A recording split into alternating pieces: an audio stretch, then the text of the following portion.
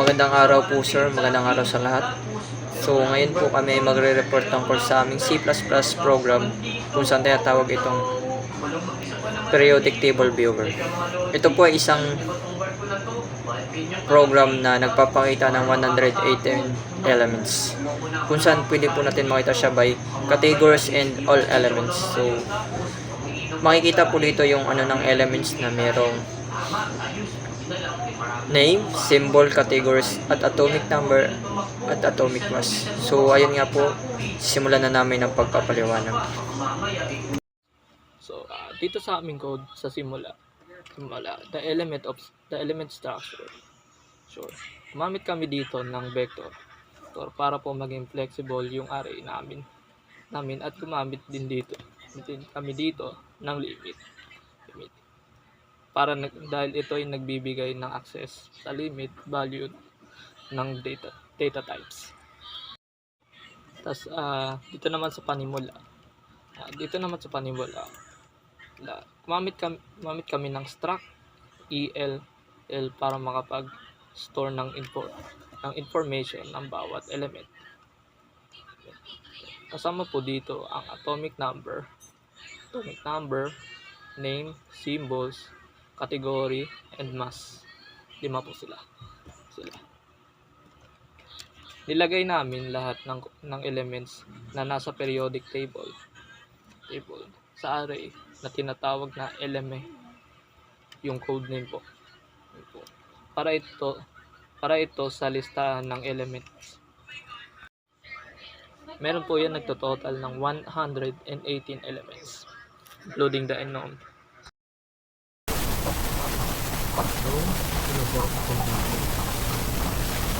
Ang function natin na display element ay ginagamit ito para makita natin ang buong information ng isang element. Halimbawa na lang kapag pumili tayo ng element, hydrogen. Nalabas po sa screen ang name nito. And then isipin niya atomic number at kung saan category siya. Siyempre yung atomic mass niya. Ito po ang tumutulong para malaman natin agad ang detalye kailangan natin sa isang element. Ang isa pong function nito na ipinogram namin ay yung show on element. Ito naman po ang nagpapakita na lahat ng 118 elements ng periodic table. Lumalabas din dito yung mga basic information ng element like pangalan nito, symbol, category, saan siya, at yung mass. Kung tapos lumabas sa listahan, kailangan pilitin natin ng enter para makabalik sa main menu program. Sa may CE, draw, at sa may CE index, mapilitin ng enter bago balik sa main menu.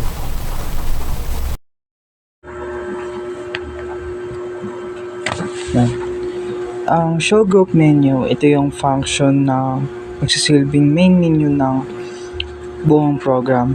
Meaning to say, kapag nirun namin ang program, ito agad ang unang lalabas. May dalawang option dito. Yung una is, pwede nating ipakita ang lahat ng elements. Ito yung full list ng periodic table.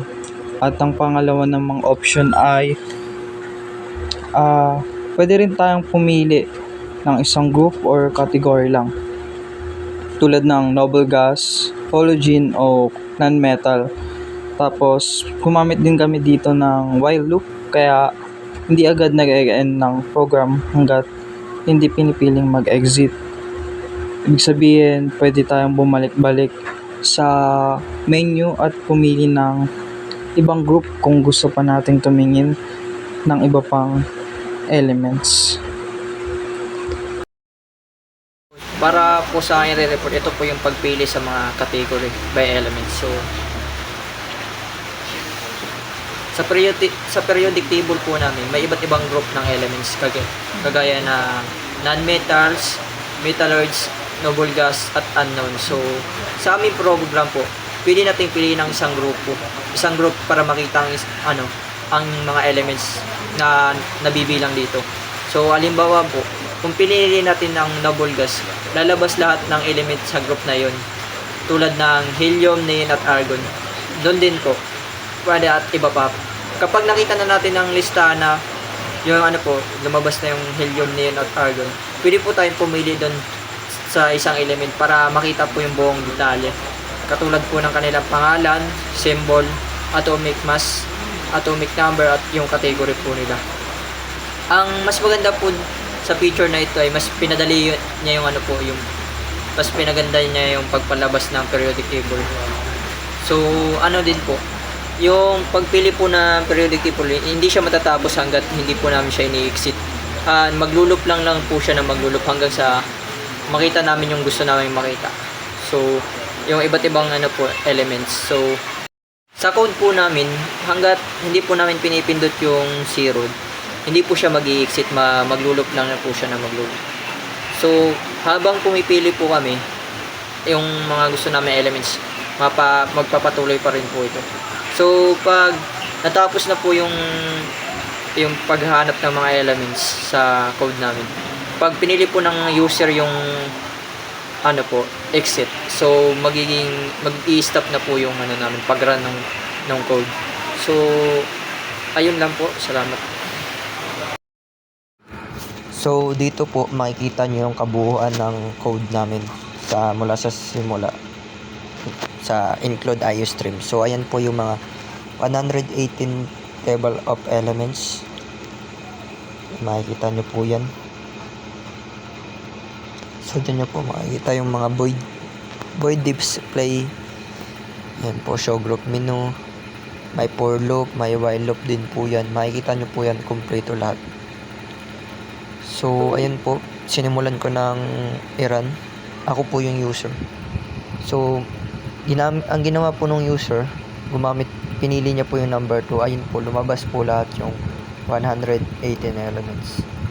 So ayan po, bumalik ulit po siya sa main menu at pumili ulit po tayo ng panibago at pumili po tayo siya ng number 1 para piliin po yung periodic table by categories. So ayan po, lumabas siya, makikita nyo naman po yung, so pag pili ko po dun, pumili ko yung number 1 na non-metals. Tapos sa elements naman po, lumabas po, meron siyang 8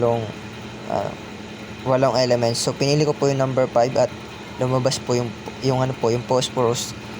Tapos nilabas niya po yung element details, may name, may symbol, may atomic number, may category, may atomic mass. So ayan po, naglulup lang siya ng naglulup, hindi po siya natatapos hanggat hindi po ini-exit ng user yung hanggat hindi pa pinipili ng user yung 0, yung exit. So ayan po, makikita nyo naman po lahat yan ng kung anong nangyayari sa code namin. So ayan po siya. So pumili po ulit ako dyan ng panibago para makita nyo po ulit yung mga nangyayari talaga. So ayan po siya, makikita nyo, pumili ako ng bagong elements sa by categories. Ayan po. So yun po, pinili ko yung 0 para mag-exit na. So ayun yung nakikita nyo naman po yung lumabas.